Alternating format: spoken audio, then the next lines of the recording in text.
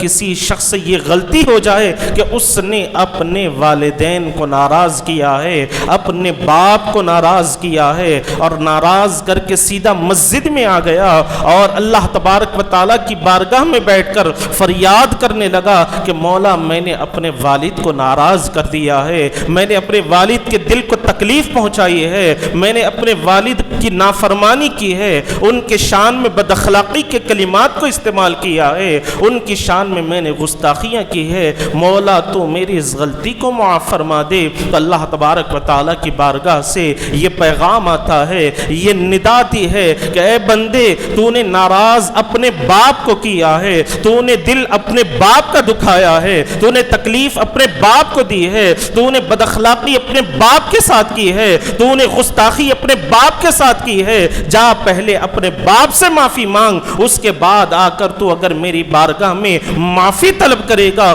تو میں تیری غلطی کو معاف کروں گا۔ اگر تو نے باپ کو ناراض کیا اور آ کر میرے پاس آ کر معافی طلب کرتا ہے تو جب تک تیرا باپ تجھے معاف نہیں کرے گا تب تک میں تجھے معاف کرنے والا نہیں ہوں۔ تو آپ کو ناراض کیا ہے تو آپ کو معافی مانگنے کے لیے باپ کے دروازے پر جانا پڑے گا۔ اپنے بھائی کو ناراض کیا ہے تو آپ کو بھائی کو راضی کرنے کے لیے اس کے دروازے پر جانا پڑے گا۔ اگر آپ نے رشتہ داروں کو ناراض کیا ہے تو ان کو راضی کرنے کے لیے رشتہ داروں کے دروازے پر جانا پڑے گا۔ آپ نے اپنے عزیز و اقارب کو تکلیف پہنچائی ہے تو معافی مانگنے کے لیے آپ کو اپنے عزیز و اقارب کے دروازے پر جانا پڑے گا۔ آپ نے اپنے پڑوسیوں کو تکلیف پہنچائی ہے تو ان کو راضی کرنے کے لیے ان کے دروازے پر جانا پڑے گا۔ السلام علیکم ورحمۃ اللہ وبرکاتہ۔ الحمدللہ رب العالمین والعاقبۃ للمتقین والصلاة والسلام على سید الاشرف الانبیاء والمرسلین وعلى آلہ الطیبین الطاہرین واصحابہ اکرمین الاکرمین اجمعین، اما بعد فقد قال اللہ تبارک وتعالی فی القرآن المجید والفرقان الحمید، فاعوذ باللہ من الشیطان الرجیم، بسم اللہ الرحمن الرحیم، وَلَوْ أَنَّهُمْ إِذْ ظَلَمُوا أَنفُسَهُمْ جَاءُوكَ فَاسْتَغْفَرُوا اللَّهَ صدق اللہ العظیم۔ قال اللہ تبارک وتعالی فی شأن حبیبہ تعظیما وتکریما، ان اللہ وملائکتہ یصلون علی النبی یا ایہا الذین آمنوا صلوا علیہ وسلموا تسلیما، اللہم صل علی سیدنا محمد وعلی آلہ واصحابہ افضل صلواتک وعدد معلوماتک وبارک وسلم۔ تمام حمد و تعریف اللہ رب العالمین کے لیے ہے جو ساری کائنات کا خالق و رازق ہے، اور لاکھوں کروڑ درود و سلام آقائے دو جہاں تاجدار مدینہ احمد مجتبیٰ محمد مصطفیٰ صلی اللہ علیہ وسلم پر، جن کو اللہ رب العزت نے دونوں جہانوں کے لیے رحمت بنا کر بھیجا۔ حاضرین کرام، اللہ تبارک و تعالی نے اس کائنات میں کوئی چیز عبث اور بیکار پیدا نہیں فرمائی ہے، اور بعض اشیاء بعض چیزیں ایسی ہیں کہ جسے دیکھ کر انسان یہ سمجھتا ہے کہ اسے اللہ تبارک و تعالی نے بیکار بنا دیا ہے، اس کے بنانے کا کوئی مقصد نہیں ہے، لیکن حقیقت میں اگر غور کیا جائے تو اللہ تبارک و تعالی نے جب بھی کسی چیز کو وجود عطا فرمایا تو اس کے ساتھ اس کا مقصد کا بھی اللہ تبارک و تعالی نے ذکر فرما دیا۔ چنانچہ روایات میں آتا ہے کہ ایک مرتبہ حضرت موسیٰ علیہ السلام نے دیوار پر چلتی ہوئی چھپکلی کو دیکھا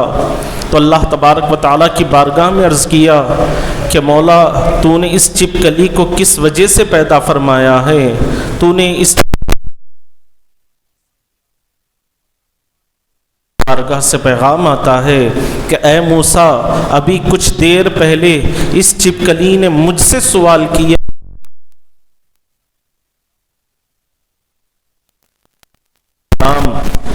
اس سے معلوم ہوتا ہے کہ ہر چیز کے پیدا کرنے کا کوئی نہ کوئی مقصد ضرور ہوتا ہے۔ اگر اللہ تبارک و تعالیٰ نے ایک چھوٹے سے مچھر کو بھی پیدا فرمایا تو اس کو بیکار پیدا نہیں فرمایا، بلکہ اس کے پیدا کرنے کا کوئی نہ کوئی مقصد ضرور ہوتا ہے۔ اور ہم یہ سمجھتے ہیں کہ انسان کی زندگی کی حقیقت یہی ہے کہ اس کا مقصد ہی ہوتا ہے کہ کمانا، کھانا، رات میں سو جانا اور زندگی گزار کر مر جانا۔ یہ چار چیزیں ایسی ہے کہ انسان سمجھتا ہے کہ میری زندگی بس اسی کے ارد گرد گھوم رہی ہے، اسی کے اطراف میں پھر رہی ہے، مجھے کمانا بھی ہے، کھانا بھی ہے، رات میں سونا بھی ہے اور پھر زندگی گزار کر مر جانا ہے۔ تو حاضرین کرام، اگر یہ چار کام انسان کی زندگی کا مقصد ہے تو آپ غور فرمائیں کہ یہ چار کام حیوانات بھی کرتے ہیں، جانور بھی کرتے ہیں، اگرچہ کہ ان کے کمانے کا طریقہ الگ ہوتا ہے، لیکن وہ ہماری طرح کھاتے بھی ہیں، رات میں سوتے بھی ہیں اور اپنی طرح زندگی گزار کر وہ مر بھی جاتے ہیں۔ تو حاضرین کرام، اگر یہ چار کام انسان کرے اور یہی چار کام حیوانات بھی کرتے رہیں، جانور بھی کرتے رہیں، تو پھر انسان اور جانور میں کیا فرق رہ جائے گا؟ انسان اور جانور میں کس چیز کا اللہ تبارک فرق رکھا ہے؟ اس کو سمجھنے کے لیے اگر ہم اللہ تبارک و تعالیٰ کے کلام کو اٹھا کر دیکھیں اور اللہ کے کلام سے پوچھیں گے تو اللہ تبارک و تعالیٰ کا کلام ہمیں یہ پیغام دے گا کہ وما خلقت الجن والانس الا لیعبدون، کہ ہم نے جن اور انسان کو اپنی عبادت کے لیے پیدا فرمایا ہے۔ تو حاضرین کرام، معلوم ہوا کہ انسان کی زندگی کا مقصد حیات، انسان کی زندگی کا منشور حیات اللہ تبارک و تعالیٰ کی عبادت ہے۔ اور یاد رکھیں کہ زندگی وہی زندگی ہے جس میں اللہ تبارک و تعالیٰ کی بندگی کی جائے، اور وہ زندگی نہیں جس میں اللہ تبارک و تعالیٰ کی بندگی نہ ہو۔ تو انسان کی زندگی کا مقصد صرف اور صرف اللہ تبارک و تعالیٰ کی تسبیح و تحلیل کو بیان کرنا ہے، اس کی حمد و ثنا کو بیان کرنا ہے۔ اور غور کریں کہ اللہ تبارک و تعالیٰ نے عبادت کے دو طریقے بیان فرما دیتے ہیں، عبادت کے دو اقسام بیان کیے گئے ہیں۔ ایک کا تعلق تو اللہ تبارک و تعالیٰ سے ہے جسے حقوق اللہ کہا گیا ہے، جس میں کلمہ طیبہ، نماز، روزہ، زکوٰۃ، حج وغیرہ اور اعمال صالحہ وغیرہ آتے ہیں، اور اس کا تعلق اللہ تبارک و تعالیٰ کی ذات سے ہے۔ اگر اس میں کوئی کمی پیشی ہو جائے تو پھر اللہ تبارک و تعالیٰ اگر چاہیں تو بندے کو اب اس گناہ سے معاف فرما دے، بندے کی اس خطا کو، غلطی کو اللہ تبارک و تعالیٰ درگزر فرما دے، لیکن حقوق العباد کے تعلق سے بیان کیا گیا کہ حقوق العباد وہ ہیں کہ جس میں بندے کے لیے یہ ضروری ہے کہ وہ اپنے والدین کا حق ادا کرے، اپنے بھائی اور بہن کا حق ادا کرے، اپنے رشتہ داروں کا حق ادا کرے، اپنے اڑوس پڑوس کا حق ادا کرے، اپنے دوستوں کا حق ادا کرے، اور خدا نہ خواستہ اگر اس نے اللہ تبارک و تعالیٰ کی عبادت میں کوئی کمی کی ہے تو عین ممکن ہے کہ اللہ اپنی مرضی سے اسے معاف فرما دے گا۔ لیکن اگر خدا نہ خواستہ اگر کسی شخص سے یہ غلطی ہو جائے کہ اس نے اپنے والدین کو ناراض کیا ہے، اپنے باپ کو ناراض کیا ہے اور ناراض کر کے سیدھا مسجد میں آ گیا اور اللہ تبارک و تعالیٰ کی بارگاہ میں بیٹھ کر فریاد کرنے لگا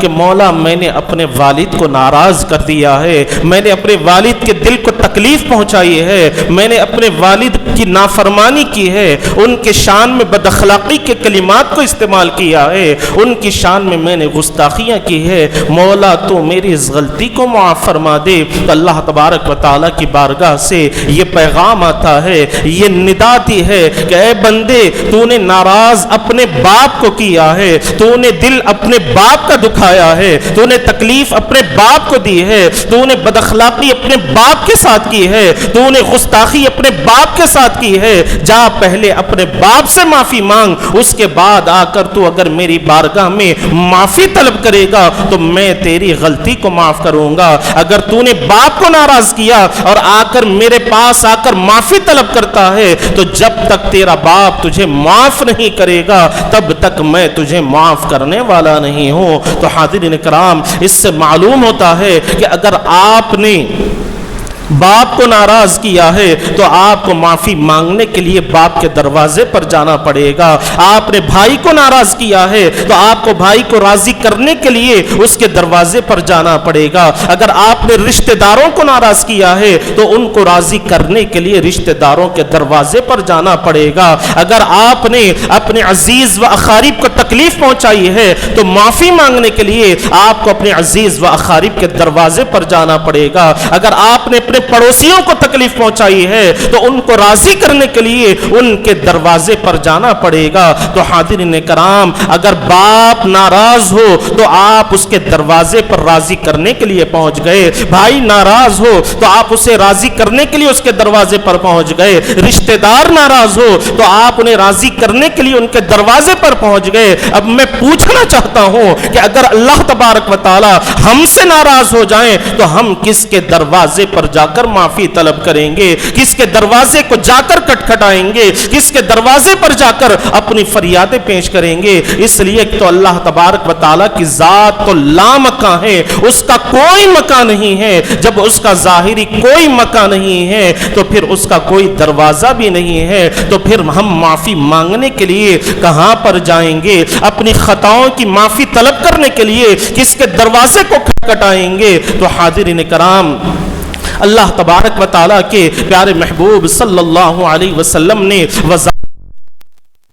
فرما دیا ہے کہ اگر تم نے اللہ تبارک و تعالیٰ کو ناراض کیا ہے تو یقیناً تم میرے دروازے پر آ جاؤ. لیکن یہاں پر بعض حضرات کو اعتراض ہوتا ہے کہ مانگنا ہو تو ڈائریکٹ خدا سے مانگا جائے، بیٹی مانگنا ہو تو خدا سے مانگے،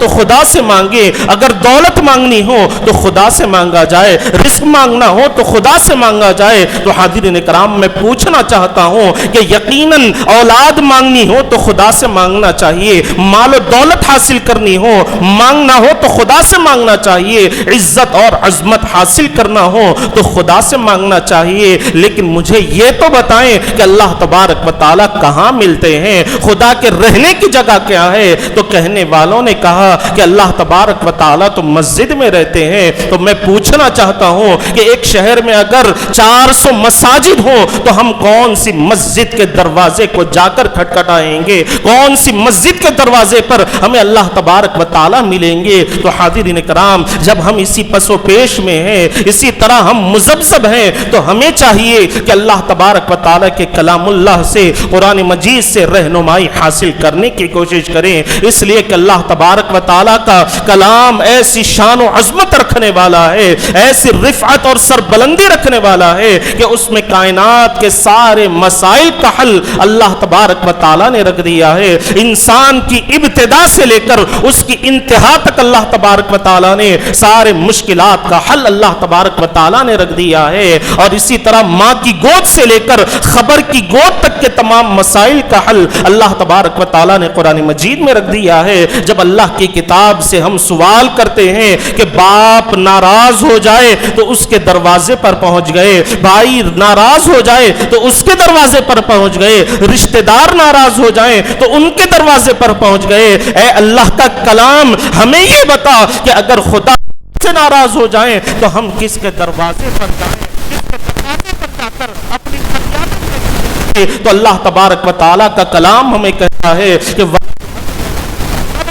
انفسہم جاؤک فاستغفر اللہ، کہ اللہ تبارک و تعالیٰ قرآن مجید میں فرما رہے ہیں کہ اگر تمہارا پروردگار تم سے ناراض ہو جائے تو اے محبوب آپ فرما دیجئے کہ اگر آپ کے امتیوں سے کوئی گناہ ہو جائے اور انہوں نے اپنی جانوں پر ظلم کیا ہے، خدا کو ناراض کیا ہے، تو مجھے راضی کرنے کے لیے آپ کے دروازے پر آ جائیں، اے محبوب آپ کے در پر آ جائیں. اللہ تبارک و تعالیٰ نے اعلان فرما دیا کہ اے محبوب جس نے بھی مجھے ناراض کیا ہے، اگر وہ چاہتا ہے کہ میں اس سے راضی ہو جاؤں،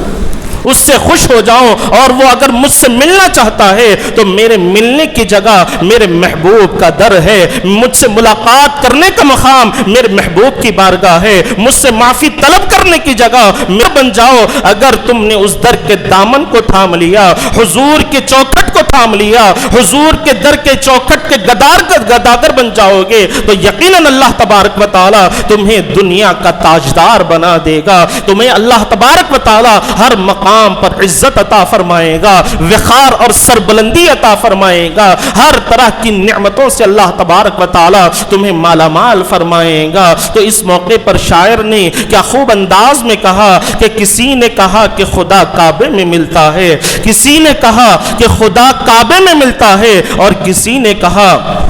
کہ خدا سر عرش معلا ملتا ہے، لیکن ہم فقیروں کا یہ عقیدہ ہے کہ وہ معبود عظیم، ہم فقیروں کا یہ عقیدہ ہے کہ وہ معبود عظیم اپنے محبوب کے جلووں میں چھپا ملتا ہے، اپنے محبوب کے جلووں میں چھپا ملتا ہے۔ تو حاضرین کرام، آقائے دو جہاں صلی اللہ علیہ وسلم کا در مبارک وہ شان رکھنے والا در ہے، وہ شان رکھنے والی بارگاہ ہے کہ جہاں پر اللہ تبارک و تعالیٰ ملتے ہیں، اور اگر اللہ تبارک و تعالیٰ کو ہم نے ناراض کیا ہے، اگر آپ خدا کو راضی کرنا چاہتے ہیں تو در رسول پر حاضر ہو جائیں گے، اپنے گناہوں کی معافی طلب کریں گے تو یقیناً اللہ تبارک و تعالیٰ آپ کو معافی عطا فرمائے گا۔ اس لیے کہ پیارے آقا صلی اللہ علیہ وسلم کا دست مبارک ید اللہ ہے، آپ کی آنکھ عین اللہ ہے، اور آپ کا چہرہ وجہ اللہ ہے۔ اللہ تبارک و تعالیٰ آپ سے راضی ہے، اور جس سے حضور پاک علیہ السلام راضی ہے تو اللہ تبارک و تعالیٰ اس سے بھی راضی ہے۔ چنانچہ حدیث پاک میں آتا ہے کہ ایک صحابی رسول پیارے آقا صلی اللہ علیہ وسلم کی بارگاہ میں حاضر ہوئے اور عرض گزار ہوئے کہ ہلکت یا رسول اللہ صلی اللہ علیہ وسلم، یا رسول اللہ میں ہلاک ہو گیا ہوں، یا رسول اللہ میں ہلاک ہو گیا ہوں۔ تو حاضرین کرام، اس جملے سے معلوم ہوتا ہے کہ جب بھی صحابہ کسی مشکل میں پہنچ جایا کرتے، جب بھی کوئی مشکل درپیش ہو جایا کرتی تو صحابہ حضور کو یا رسول اللہ کہہ کر پکارا کرتے۔ آج کچھ لوگوں کو اعتراض ہے کہ یا رسول اللہ نہیں کہا جائے، یا رسول اللہ کہہ کر نہیں پکارا جائے۔ ذرا صحابہ اکرام کے عقیدے کو دیکھو، جب بھی وہ کسی پریشانی میں مبتلا ہوتے تو آ کر عرض کرتے کہ ہلکت یا رسول اللہ، یا رسول اللہ میں ہلاک ہو گیا ہوں۔ اور جب وہ صحابی رسول بارگاہ مصطفی میں عرض کرتے ہیں کہ یا رسول اللہ میں ہلاک ہو گیا ہوں تو حضور پاک علیہ السلام نے ارشاد فرمایا کہ اے میرے صحابی، اے مجھ سے محبت کرنے والے، ذرا مجھے یہ تو بتا کہ کس چیز نے تجھے ہلاک کر دیا ہے، کس بات نے تجھے اس طرح غمگین کر دیا ہے، کس چیز نے تجھے اس طرح فکر مند کر دیا ہے۔ تو صحابی رسول عرض کرتے ہیں کہ یا رسول اللہ صلی اللہ علیہ وسلم، میں نے روزہ رکھا تھا اور مجھ سے روزہ ٹوٹ گیا۔ تو حاضرین کرام، آپ غور فرمائیں کہ صحابی رسول نے خدا کو ناراض کیا، جب ان سے روزہ ٹوٹ گیا تو خدا کو راضی کرنے کے لیے پیارے آقا کی بارگاہ میں حاضر ہو گئے، حضور پاک علیہ السلام کی بارگاہ میں حاضر ہو گئے۔ اور جب صحابی رسول نے کہا کہ یا رسول اللہ میں نے روزہ رکھا اور روزہ ٹوٹ گیا ہے، خدا مجھ سے ناراض ہو گیا ہے، تو آقا دو جہاں صلی اللہ علیہ وسلم نے یہ نہیں فرمایا کہ جاؤ تم اللہ کی بارگاہ میں معافی طلب کرو، اللہ کی بارگاہ میں توبہ کیا کرو، بلکہ حضور پاک علیہ السلام نے یہ ارشاد فرمایا کہ جاؤ ایک غلام کو آزاد کر دو۔ صحابی رسول نے عرض کیا کہ یا رسول اللہ صلی اللہ علیہ وسلم،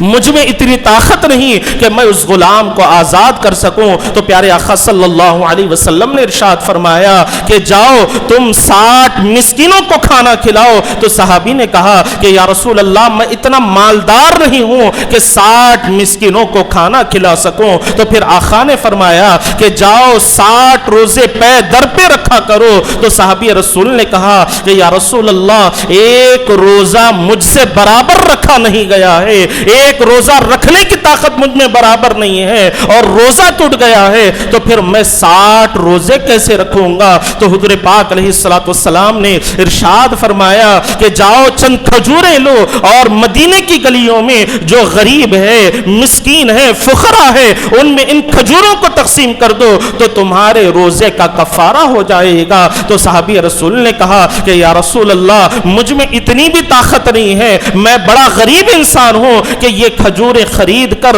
لوگوں میں تقسیم بھی نہیں کر سکتا۔ تو حضور پاک علیہ السلام نے ارشاد فرمایا کہ اجلس تو میری مجلس میں بیٹھ جا۔ جب صحابی رسول حضور کی بارگاہ میں بیٹھ گئے، کچھ دیر کے بعد ایک اور صحابی حضور کی بارگاہ میں کچھ کھجوروں کا تحفہ پیش کرتے ہیں تو آقائے دو جہاں صلی اللہ علیہ وسلم نے ارشاد فرمایا کہ اس سوال کرنے والے کو بلاؤ جس نے میرے پاس آ کر سوال کیا ہے۔ تو آقائے دو جہاں صلی اللہ علیہ وسلم کے کہنے پر وہ صحابی رسول حضور کی بارگاہ میں آتے ہیں اور عرض کرتے ہیں کہ یا رسول اللہ میں وہی ہوں جس نے آپ سے سوال کیا تھا۔ تو حضور پاک علیہ السلام نے فرمایا کہ یہ کھجوروں کی ٹوکری لو اور اسے مدینے کے غریبوں میں، مسکینوں میں، فقراء میں تقسیم کر دو، تمہارے وہ روزے کا کفارہ ادا ہو جائے گا۔ تو صحابی رسول نے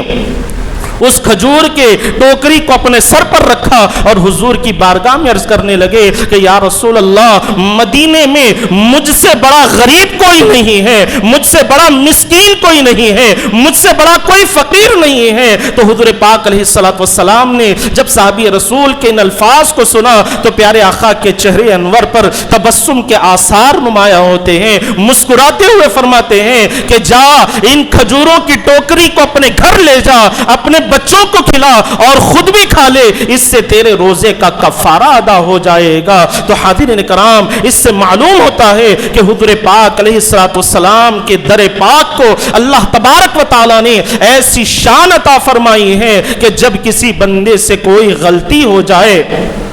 اللہ تبارک و تعالیٰ کی کوئی نافرمانی ہو جائے اور وہ بندہ اللہ کو راضی کرنا چاہتا ہو تو اللہ تبارک و تعالیٰ کا کلام ہمیں پیغام دے رہا ہے کہ وَلَوْ أَنَّهُمْ إِذْ ظَلَمُوا أَنفُسَهُمْ جَاءُوكَ فَاسْتَغْفَرُوا اللَّهَ وَاسْتَغْفَرَ لَهُمُ الرَّسُولُ لَوَجَدُوا اللَّهَ تَوَّابًا رَحِيمًا کہ اللہ تبارک و تعالیٰ کا کلام ہمیں یہ کہہ رہا ہے کہ اے میرے امتیوں، اللہ تبارک و تعالیٰ پیغام دے رہے ہیں کہ میرے محبوب آپ اپنے گنہگار امتیوں سے فرما دیجئے کہ اگر ان سے کوئی غلطی سرزد ہو جائے، کوئی گناہ سرزد ہو جائے، کوئی نافرمانی ہو جائے، انہوں نے مجھ کو ناراض کیا ہے اور اپنی جانوں پر ظلم کیا ہے تو مجھے راضی کرنے کے لیے آپ کے در پر حاضر ہو جائیں، آپ کی بارگاہ میں حاضر ہو جائیں گے اور معافی طلب کریں گے تو یقیناً میں ان کے گناہوں کو معاف فرما دوں گا، میں ان کی ساری خطاؤں کو معاف فرما دوں گا۔ تو حاضرین کرام اللہ تبارک و تعالی نے حضور پاک علیہ السلام کو ایسی شان، ایسی عظمت اور ایسی اللہ تبارک و تعالی نے حضور کو رفعت عطا فرمائی ہے اور آپ کی بارگاہ ایسی کرم والی بارگاہ ہے کہ جب بھی کوئی وہاں پر سائل سوال کرنے کے لیے جاتا ہے تو پیارے آقا صلی اللہ علیہ وسلم اسے اتنا عطا فرماتے ہیں کہ قیامت تک پھر سوال کرنے کی نوبت نہیں آتی، قیامت تک پھر مانگنے کی نوبت نہیں آتی۔ اور واقعات سے یہ پتا چلتا ہے کہ ایک مرتبہ مدینے کی گلیوں میں، مدینے پاک کی گلیوں میں ایک سید زادے گزر رہے ہیں، حضور کی اولاد میں سے ایک شہزادے گزر رہے ہیں اور جن کی آنکھوں سے آنسو روا ہیں اور آپ کے لبوں پر درود شریف کا نغمہ جاری ہے۔ جب آپ اس مدینے پاک کی گلیوں سے گزر رہے تھے تو آپ نے دیکھا کہ راستے کے کنارے پر حاتم طائی کے پوتے بھی موجود تھے۔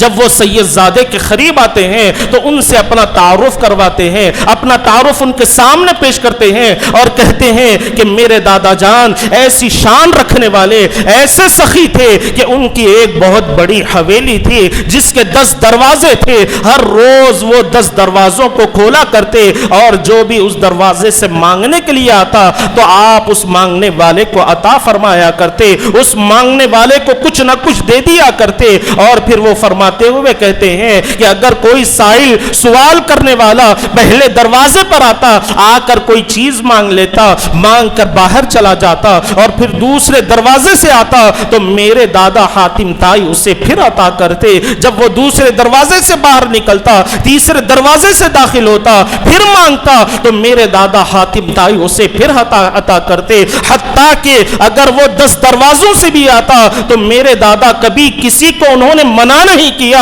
बल्कि बार बार मांगने वाले को उन्होंने अता फरमाया है। तो ये कहने के बाद सैयदजादे ने कहा कि मेरे नाना जान की क्या शान मैं बयान करूं, तुम्हारे दादा के पास तो एक बहुत बड़ी हवेली थी, लेकिन मेरे नाना के पास कोई हवेली मौजूद नहीं थी, और तुम्हारे दादा की हवेली में 10 दरवाजे लगे हुए थे, लेकिन मेरे नाना की हवेली में कोई एक ही दरवाजा था, 10 दरवाजे वहां पर मौजूद नहीं थे। लेकिन मेरे नाना की शान ये है, मेरे आका की शान ये है कि जब कोई मांगने वाला उनके पास आता तो वो आप उसे इतना अता फरमा देते कि क़ियामत तक उसे फिर मांगने की जरूरत नहीं आती। और तेरे दादा का मामला यह था कि सवाल करने वाला 10 दरवाजों से भी आता और उसे अता किया जाता, तब भी उसकी जरूरत पूरी नहीं होती। और मेरे नाना की शान ये है कि कोई एक बार मांगने के लिए आता तो फिर मरते दम तक उसे मांगने की जरूरत नहीं होती, क़ियामत तक मांगने की जरूरत नहीं होती। चुनाचे रिवायात में आता है कि हजरत क़तादा रज़ी अल्लाहु अन्हु एक जंग के मौके पर आपकी आंख बाहर निकल गई थी, आपकी आंख बाहर निकल गई थी और हुज़ूर पाक अलैहिस्सलातु वस्सलाम की बारगाह में हाजिर हुए और अपने दीदे पर आंख पर हाथ रखे हुए हैं और प्यारे आका के बारगाह में अर्ज करते हैं कि या रसूल अल्लाह, मेरे आंख से मेरा दीदा बाहर निकल गया है, मेरी आंख का कुछ हिस्सा बाहर निकल गया है। तो हुज़ूर पाक अलैहिस्सलातु वस्सलाम ने ये नहीं फरमाया कि ए क़तादा, मैंने कोई हॉस्पिटल खोल कर नहीं रखा है, मैं कोई डॉक्टर नहीं हूं, मैं कोई तबीब नहीं हूं, जाओ तुम किसी हकीम के पास जाकर इलाज करवाओ। प्यारे आका ने ये नहीं फरमाया। जब हजरत क़तादा ने सवाल किया तो हुज़ूर पाक अलैहिस्सलातु वस्सलाम ने फरमाया कि ए क़तादा, अगर तुम्हें आंख चाहिए या तुम्हें जन्नत चाहिए? हुजूर ने पूछा कि ए क़तादा, तुम्हारी ख्वाहिश क्या है, कि तुम्हें जन्नत चाहिए या आंख चाहिए? तो हजरत क़तादा रज़ी अल्लाहु अन्हु ने देखा कि हुजूर पाक अलैहिस्सलातु वस्सलाम का दरियाए रहमत आज जोश पर है, तो उन्होंने अर्ज किया कि या रसूल अल्लाह, आंख मुझे मेरे मांगने पर अता कर दीजिए और जन्नत आपके कहने पर अता कर दीजिए। तो हुजूर पाक अलैहिस्सलातु वस्सलाम ने अपनी अंगुश्त मुबारक को आपने अपना लुआब दहन लगाया और हजरत क़तादा की आंख को लगाकर वापस रख दिया। तो हजरत क़तादा रज़ी अल्लाहु अन्हु फरमाते हैं कि मेरी आंख में पहले से ज्यादा बीनाई मौजूद हो गई, पहले से ज्यादा रोशनी मेरी आंख में मौजूद हो गई। तो हाज़िरीन किराम गौर फरमाएं कि हुज़ूर पाक अलैहिस्सलातु वस्सलाम के पास जब कोई मांगने वाला आता तो हुज़ूर उसे दुनिया के लिए भी अता फरमाते और आखिरत के भी लिए हुज़ूर पाक अलैहिस्सलातु वस्सलाम उसे अता फरमा दिया करते और मांगने वाले की कोई ऐसी हालत न होती फिर मांगने की उसे कोई नौबत तक नहीं आती, मांगने की कोई हाजत तक उसके लिए बाकी नहीं रहती। कि हजरत क़तादा ने आंख मांगी तो हुजूर ने न सिर्फ आंख अता फरमाई बल्कि आक़ाए दो जहां सल्लल्लाहु अलैहि वसल्लम ने उन्हें जन्नत भी अता फरमा दी है। तो हम बड़ी खुशकिस्मत, हम बड़ी शान रखने वाले उम्मती हैं कि अल्लाह तबारक व तआला ने हमें ऐसे आका की उम्मत में पैदा फरमाया,